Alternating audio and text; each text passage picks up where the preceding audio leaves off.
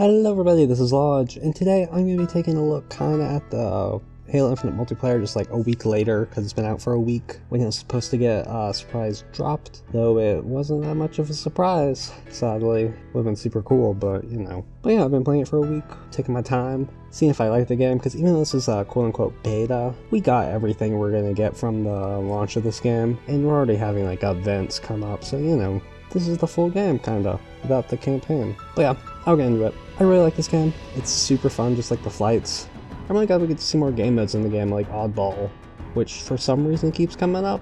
Or, come on. Sometimes I get people who just don't like to play, and then I lose, which is actually a problem I have, but yeah, I'm glad we get to see it all. And yeah, I guess this is basically going to be me complaining about the game for like however many minutes it goes on for.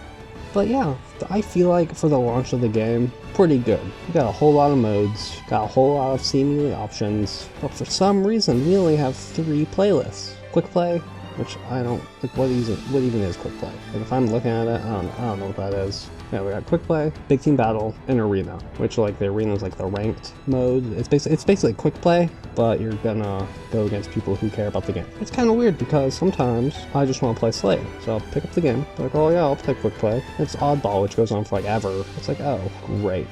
I really wish 343 would give us like the choice, like even if they're a separate playlist like Halo 5, or I've seen a lot of people talk about this, the MCC, how you choose playlists, where you can be like, oh yes, I want to play Slayer, Capture the Flag, whatever, and then it will go in and be like, alright, you can only play these games. It's so cool, because like unlike Halo 5 where you'd be like, alright, I'll play Slayer, that's going to kind of limit you to the amount of players you can be with, you know, because I feel like they're not going to be in the same rotation. It's just like a much better system than what we have right now, because right now it's like, oh yeah, you'll probably find players.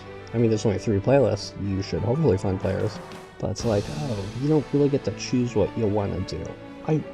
If I got to choose the game modes, I think I would like them a lot more, but since I can't, I'll be like, oh no, Capture the Flag, I just want like a quick Slayer game, which can be kind of disappointing. And then the other thing I kind of really don't like is like the whole armor customization and battle pass. Like the customization in and of itself, great, really like it, except for the armor core, which I don't. At first I was like, oh, is it because different armors from like, let's say like Reach and Halo 3, if they bring Halo 3 armors back, they'll like clip. But then so far it doesn't seem like it. Like there's even bots in the game that will use these armor cores. It's probably a glitch. Like 343 is probably going to go in and be like, alright, that's not going to happen. But it's just so weird. Like, can we let us use it? The weirdest thing about the armor core is that the, oh gosh, they're like shaders or whatever from Destiny. I can't remember the name. I don't know, the colors. Gosh, I don't know. I can't remember the name. But the colors, they're locked to armor cores, which is so weird to me, because then you kind of have to unlock like red twice if you want to wear it with Halo Reach armor, which shouldn't be a thing. Just make it the same unlock, but it can kind of work in different ways for these different armors. I don't know. It's something that can't get changed easily, sadly, but I think it'd be in 343's best effort to try and figure out a better way, because the way that we have right now doesn't seem great. Anyway, the whole Battle Pass thing. I'll come out right now and I'll say I have not bought the Battle Pass because I don't like it. Even though I get to unlock it forever, I don't know, I don't like it for some reason. Then again, I also have not bought like a Battle Pass in like any other game. I've shifted away from multiplayer games so much in the past few years where Battle Pass became a thing, but it's like, I don't care for this. And here's the thing, if you're wondering like, oh, just play it for free, you get like half the unlocks.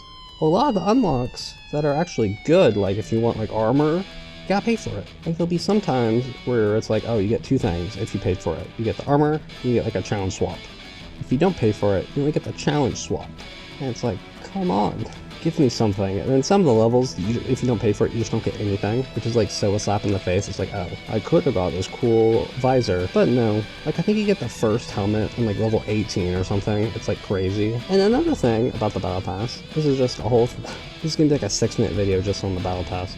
Another thing on the Battle Pass is that the progression is bad. Progression's bad. That's the title of this video that I'm sure you've heard about. But yeah, I don't like it. Like I've been playing for the past week, I'm like level 5, because some games, they recently did kind of change this. I'll kind of go into why that change isn't great, but it's like if you don't do anything, like let's say you don't get a 360 with a skewer. Man, if that's a challenge, I don't think I would ever do it. But let's say that's a challenge. If you don't do it, you don't get anything. Like you kind of, I'm not going to say wasted your time, but if you're going for 100% progression, you wasted your time because you don't get anything from it. But they have remedied this to kinda, each game they made a challenge that just gives you like 50 XP if you play it through the game. I think even if you're in the game for like a second to the end, you still get it, but we used to have a challenge that was like, play for 2 matches to get 100 XP, so it's kinda like, oh, I'm not getting any XP from this.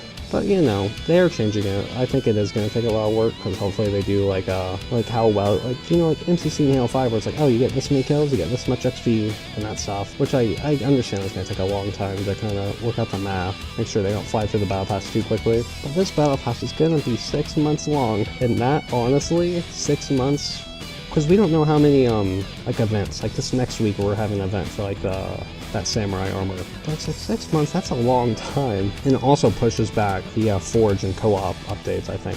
I think that's kind of why they did it, to be like, oh no, we didn't lie. See, Season 2, co-op, it just took half a year for something that should have been at launch. It's kind of getting off topic, but I kind of wish they delayed this game just so we could get co-op, because I wanted to play this with my friend, and I gotta wait 6 months. I'm not gonna get those like first reactions that I could have got.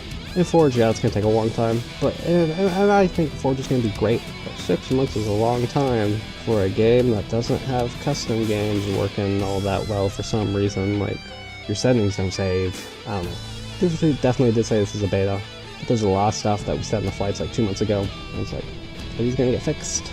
I don't know. I'm not too seasoned as a game developer, but it would be nice to have a roadmap for some of these things, just to come out and be like, alright, this is what we're planning to do. If we're wrong, we're wrong. If it takes more time, whatever. But yeah, like I said at the beginning of this video, the actual gameplay is very good. I really do love a lot of the maps. Like, there's this one BTV map that's like at night, and you can look up and you can see like the Covenant ships. I think the other BTB map that we haven't seen, there is like a Covenant ship that looks like the Shadow of Intent, like that good old Covenant C-shape ship. And I love that. I love the skyboxes look good. And I gotta say, this is just making me really excited for the campaign. Like, I really want to play it. I'm more excited for the campaign than I am for the multiplayer, even though I may play the multiplayer more. And it kind of makes me wish that we switched the release dates. But I'm kind of glad they didn't, because campaign's probably going to be a bit buggy, which is a shame, but we'll see. But yeah, I think the Halo Infinite's doing well. I hope the updates come fast, and it'll honestly fix a lot of my problems with the game. You can let me know what you think of Halo Infinite right now, what you think they should change, what you like about it, what you don't like about it. If you think they should change something, I don't know, but yeah, I really think Halo Infinite's going to be good in a couple months. But yeah, those are all kind of like my basic thoughts. This is like unscripted, so I'm sure I forgot something that I'm going to remember in editing or something. But yeah, I hope you enjoyed the video. Have a good day, and goodbye.